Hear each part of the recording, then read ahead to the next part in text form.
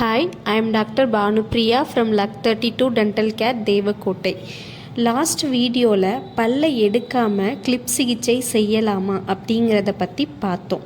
இந்த வீடியோவில் கிளிப் சிகிச்சைக்கு எதற்காக பல் எடுக்கிறோம் அப்படிங்கிறத பற்றி தான் பார்க்க போகிறோம்.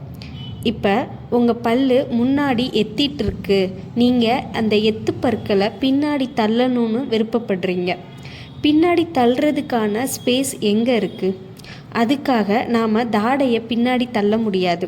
ஸோ எத்திகிட்ருக்க பல்ல உள்ளே தள்ளுறதுக்காக நாம் ஸ்பேஸ் உருவாக்கணும். அதுக்காக தான் பல்லை எடுக்கிறோம்.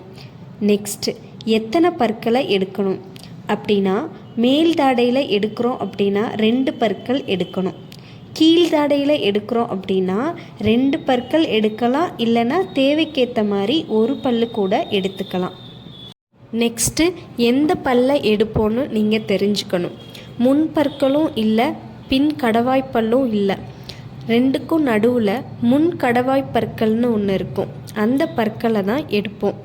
அப்போ தான் ஈக்குவலாக நாம் எத்திகிட்ருக்க பல்லை பின்னாடி தள்ள முடியும்.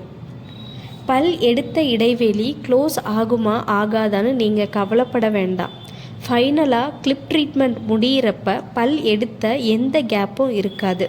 ஸோ பல் மருத்துவர் கிளிப் ட்ரீட்மெண்ட்டுக்கு பல் எடுக்கணும்னு சொன்னாங்கன்னா பயப்படாதீங்க.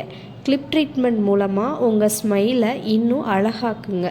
இந்த வீடியோ உங்களுக்கு யூஸ்ஃபுல்லாக இருக்கும்னு நம்புகிறேன். தேங்க்யூ ஃபார் வாட்சிங்.